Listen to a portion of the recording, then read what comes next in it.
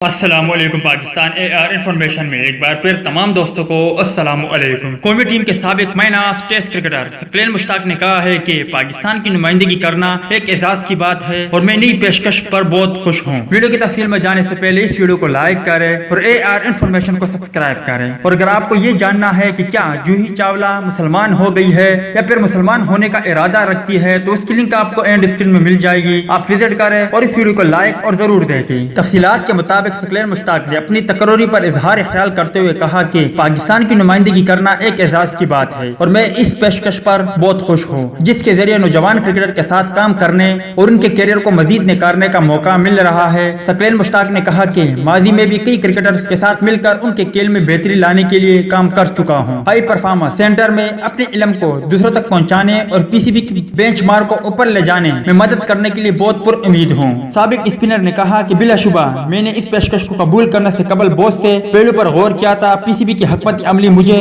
درست سمت میں کام کرتی دکھائی دیتی ہے اور لاہور کے ہائی پرفارمنس ٹیم کو جوائن کرنے اور پاکستان کرکٹ کو اس کے سنہری دور میں واپس لے جانے کے لیے ایک بہترین وقت ہے۔ تو دوست یہ تھی ثقلین مشتاق کے حوالے سے کچھ اپڈیٹ۔ کیا ثقلین مشتاق پاکستانی اسپن بالر کو وہ گڑ سکھا پائے گا جس کے ذریعے پاکستانی ٹیم بڑے بڑے ٹیموں کو پچاڑنے میں کامیاب ہو جائے گی یا نہیں؟ اس حوالے سے اپنی رائے کا اظہار کمنٹ باکس میں ضرور دیں۔